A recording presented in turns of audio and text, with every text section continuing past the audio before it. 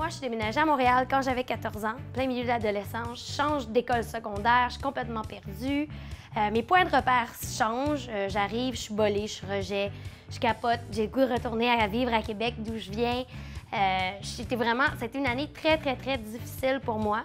Puis, il y a mon père qui m'a beaucoup aidée là-dedans, puis qui m'a dit, écoute, on s'en reparle dans 1 an, mais je suis sûre que le pire est derrière toi, puis qu'un jour, tu vas me remercier. Puis j'ai persévéré, puis peu à peu, je me suis fait des amis. Puis je me suis impliquée dans des activités que j'aimais. J'ai fait du théâtre, j'ai fait du sport. Puis je me suis rapprochée de certaines personnes avec qui j'avais plus d'affinité. Puis ça m'a permis d'être ici aujourd'hui, de devenir traductrice, d'apprendre l'anglais, de devenir auteure. Ma vie ne serait pas la même si j'avais pas traversé cette épreuve-là. Pour moi, la persévérance scolaire, c'est lié à la confiance en soi beaucoup, à la détermination.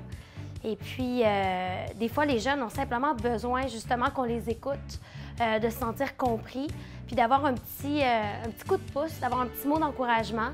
Et puis, moi, comme auteure, comme intervenante même au point de vue littéraire, mon rôle était, et encore, de les appuyer, puis d'essayer de les encourager là-dedans.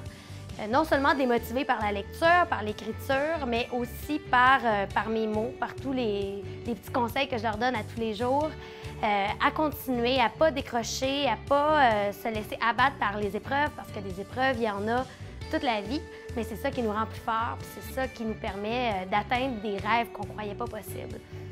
Je sais que les jeunes, parfois, comme je disais, ont besoin d'encouragement à tous les jours parce que c'est les courriels que je reçois. Des fois, simplement de se dire « je suis sûre que tu es capable, tu sais, continue, tu vas voir, dans 1 semaine, ça va mieux aller ou dans 2 ans, tu vas rire de ça ». Des fois, ça fait du bien. Comme pour un adulte, c'est la même chose pour un adolescent, c'est juste qu'ils n'ont pas les mêmes points de repère que nous parce qu'ils n'ont pas l'expérience. Moi, Catherine Girard-Audet, la persévérance scolaire, j'embarque.